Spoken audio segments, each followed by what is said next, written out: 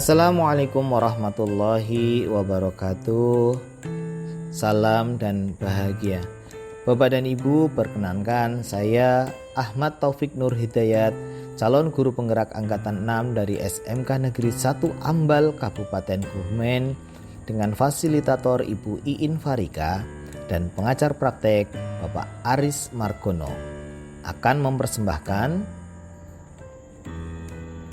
tugas 2.3.A.8 koneksi antar materi modul 2.3 coaching untuk supervisi akademik. Refleksi.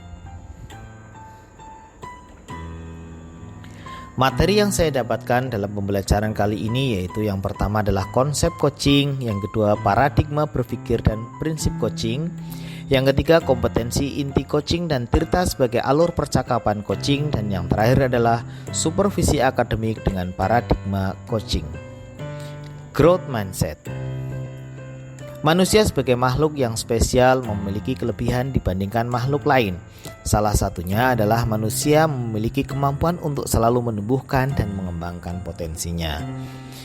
Beberapa metode pengembangan yang selama ini digunakan yaitu facilitating, mentoring, training, counseling, dan juga coaching. International Coach Federation mendefinisikan coaching sebagai bentuk kemitraan bersama klien atau coachee untuk memaksimalkan potensi pribadi dan profesional yang dimiliki melalui proses yang menstimulasi dan mengeksplorasi pemikiran dan proses kreatif. Paradigma berpikir coaching yang pertama adalah fokus pada coachee atau rekan yang akan dikembangkan, yang kedua bersikap terbuka dan ingin tahu, yang ketiga memiliki kesadaran diri yang kuat, dan yang keempat mampu melihat peluang baru dan masa depan. Sementara prinsip coaching yaitu yang pertama kemitraan, yang kedua proses kreatif, dan yang ketiga memaksimalkan potensi. Kompetensi inti coaching yang pertama adalah kehadiran penuh, mendengarkan aktif, dan juga mengajukan pertanyaan berbobot. Untuk bisa mendengarkan dengan rasa adalah akronim dari receive, appreciate, summarize, dan juga asking. Tirta dikembangkan dari model GROW, yaitu goal, reality, option, dan juga will. Alur Tirta terdiri dari tujuan, identifikasi, rencana aksi, dan juga tanggung jawab. Tujuan adalah tahap awal di mana coach dan coachee menyepakati tujuan pembicaraan yang akan berlangsung. Idealnya tujuan ini datang dari coachee. Identifikasi di mana coach melakukan penggalian dan pemetaan situasi yang sedang dibicarakan dan menghubungkan dengan fakta-fakta yang ada pada saat sesi. Sementara rencana aksi yaitu pengembangan ide atau alternatif solusi untuk rencana yang akan dibuat.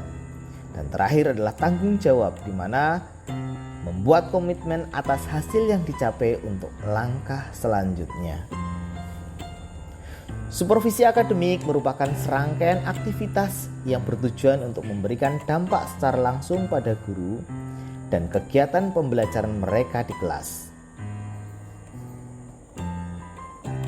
Tujuan supervisi akademik adalah yang pertama pertumbuhan, di mana setiap individu melihat supervisi sebagai bagian dari daur pembelajar bagi pengembangan performa sebagai seorang guru.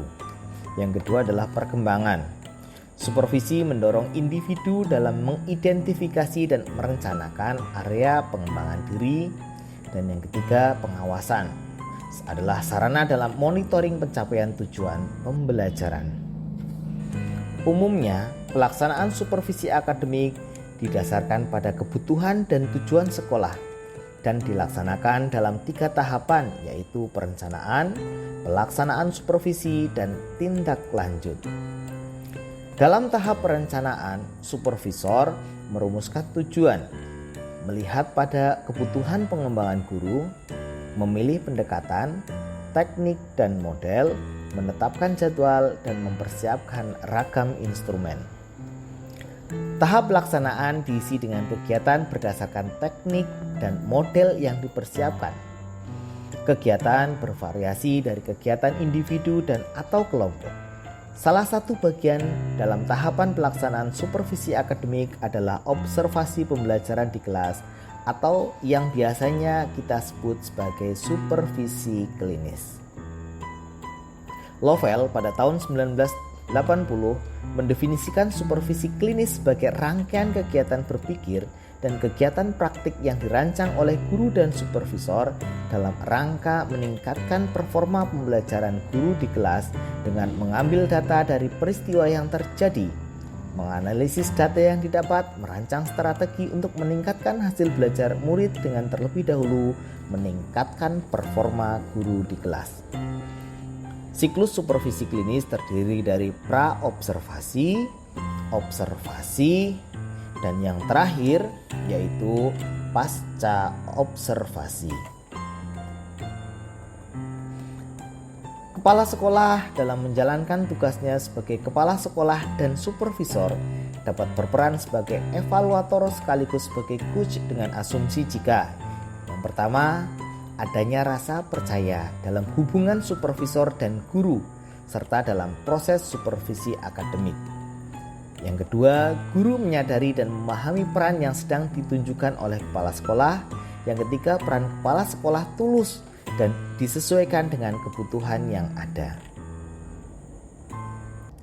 Emosi yang saya dapatkan selama pembelajaran yaitu senang, tertantang, aneh, dan terharu. Senang, di mana saya merasa sangat senang bisa belajar materi yang sungguh luar biasa manfaatnya. Pendidikan guru penggerak memberi saya pengetahuan dan keterampilan yang sangat saya butuhkan dalam pembelajaran untuk menuntun kodrat anak. Tertantang, di mana dalam mempelajari materi yang diberikan, saya merasa ada hal yang harus saya pahami, ada hal yang harus saya selesaikan, dan ada hal yang harus diimplementasikan dalam ruang pembelajaran yang saya ampu. Aneh, di mana ada rasa yang menyelinap di hati. Ternyata saya menjadi bagian yang diberi kepercayaan untuk mengikuti program yang super keren ini. Terharu, tanpa terasa sudah 4 bulan belajar di program guru penggerak. Sungguh pengalaman yang sangat mengesankan. Keterlibatan diri saya dalam proses pembelajaran kali ini adalah saya identifikasi sebagai belajar, interkoneksi, dan implementasi. Belajar. Saya berusaha memahami semua modul dengan kolaborasi bersama rekan CGP hebat yang lain dan juga menjalankan alur merdeka yang ada di LMS. Interkoneksi, di mana saya berusaha mengaitkan materi yang saya dapatkan dengan yang sudah dilaksanakan di sekolah dan mengambil sisi positif yang ada untuk dikembangkan lebih baik lagi ke depannya. Implementasi, saya berusaha mempraktikkan apa yang sudah saya dapatkan ke dalam lingkungan kelas dan sekolah. Perbaikan dalam keterlibatan diri saya yaitu yang pertama adalah presence, aktif belajar, kolaborasi, dan elaborasi.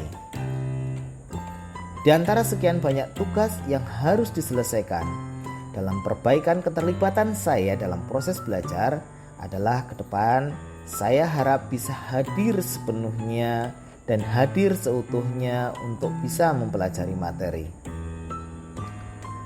Selain belajar sesuai dengan yang ada di LMS, saya ke depan sebaiknya juga aktif belajar dengan berbagai media dan sumber belajar lain agar dapat memperkaya hasanah pengetahuan saya. Kolaborasi dan elaborasi. Untuk bisa mendapatkan pengetahuan dan keterampilan yang optimal, maka saya harus berkolaborasi bersama dengan semua unsur dan saya berharap mendapatkan elaborasi dari pihak-pihak yang expert dan kompeten. Kompetensi dan kematangan pribadi yang saya dapatkan adalah yang pertama passion, yang kedua empati, dan yang ketiga adalah profesional. Dengan adanya pembelajaran yang sangat banyak dan kewajiban internal di sekolah yang harus diselesaikan, maka kesabaran adalah salah satu kunci untuk bisa menyelesaikan semuanya. Teknik stop sangat membantu ketika dalam posisi tertentu merasa tertekan atau panik. Tumbuhnya rasa empati seiring dengan perjalanan pembelajaran dengan bagaimana harus berkolaborasi, terutama ketika harus mengerjakan tugas yang sifatnya kelompok, di mana dinamika pelaksanaannya tidak hanya bergantung pada komitmen, tetapi juga pada kondisi teknis.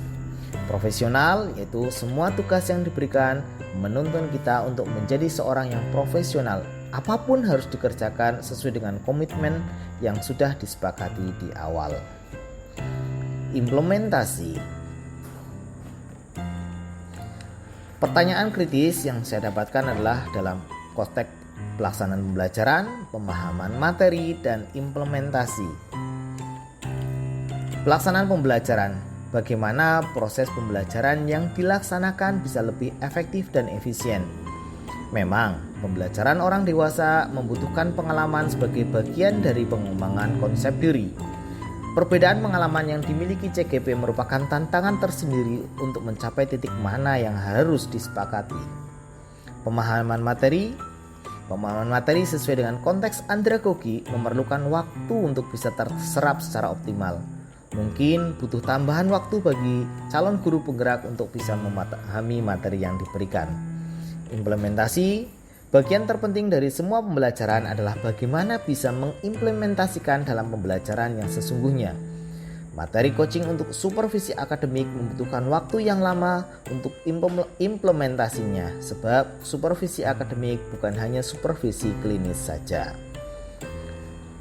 Wawasan baru yaitu berupa pengalaman supervisi, pembelajaran coaching, dan konsep supervisi dengan coaching. Pemahaman saya selama ini, supervisi adalah bagian dari bagaimana kita menyelesaikan tagihan di akhir pembelajaran. Guru yang baik dalam penilaian supervisi adalah guru yang dokumennya paling lengkap. Dalam pembelajaran coaching adalah salah satu bagian dari supervisi yang bertujuan untuk membantu guru menyelesaikan permasalahan dalam pembelajaran secara mandiri. Supervisor dapat berperan sebagai coach yang akan membantu guru yang disupervisi atau coachi agar dapat memperbaiki secara mandiri. Konsep supervisi dalam coaching dengan melaksanakan coaching dalam supervisi akademik diharapkan dapat menumbuh kembangkan kompetensi yang dimiliki oleh coachi.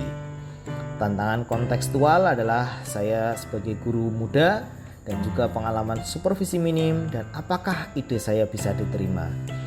Sebagai guru muda di sekolah terkait dengan pelaksanaan supervisi akademik masih sedikit. Yang paling sering dilaksanakan adalah sebagai tim yang dinilai, bukan sebagai supervisor.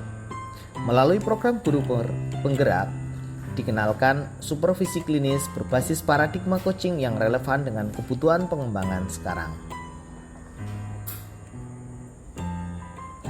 Pengalaman supervisi masih minim. Sebenarnya dalam konteks coaching sudah sering dilakukan walaupun tidak lengkap dan tidak jelas arah dan tujuan serta tanggung jawab.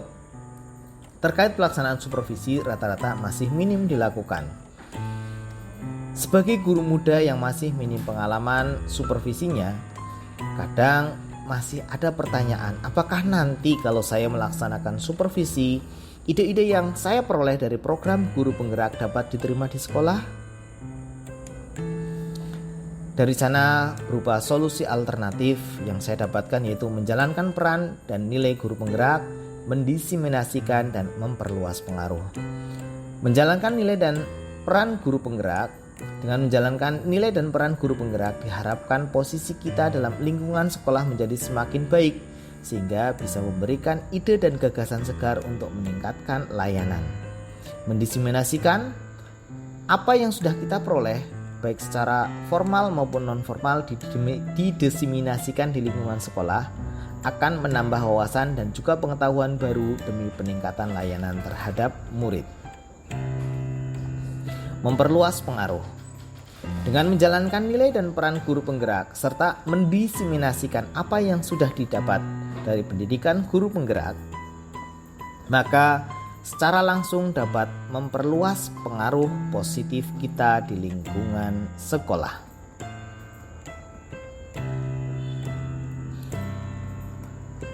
Keterhubungan. Pengalaman masa lalu. Berdasarkan pengalaman terdahulu dalam pelaksanaan supervisi akademik sudah baik, dan penambahan paradigma coaching akan menambah pengetahuan dan keterampilan bagaimana meningkatkan kompetensi coachee sesuai dengan kemampuan yang dimilikinya masing-masing. Penerapan di masa datang. Zaman telah berubah, paradigma pembelajaran yang teacher center sudah saatnya berubah. Coaching adalah salah satu paradigma baru yang bisa diimplementasikan sesuai dengan konsep student center. Keterkaitan dengan modul 2.1, prinsip coaching sejalan dengan pembelajaran berdiferensiasi, di mana dengan coaching kebutuhan belajar individu murid dapat terpenuhi. Sementara keterkaitan coaching dengan modul 2.2, prinsip coaching memperkuat keterampilan sosial emosional yang dimiliki murid. Dengan coaching, keterampilan sosial emosional murid menjadi lebih. Informasi dari sumber lain. Sesuai dengan pasal 2 ayat 4 Permendikbudristek nomor 21 tahun 2022 tentang standar penilaian, disebutkan bahwa penilaian hasil belajar secara edukatif sebagaimana dimaksud pada ayat 1 merupakan penilaian yang hasilnya digunakan sebagai umpan balik bagi pendidik, peserta didik, dan orang tua untuk meningkatkan proses pembelajaran dan hasil belajar. Melihat penjelasan di sana, maka supervisi klinis dengan paradigma coaching sesuai dengan penilaian formatif, di mana tujuan utamanya adalah meningkatkan hasil belajar. Sekian.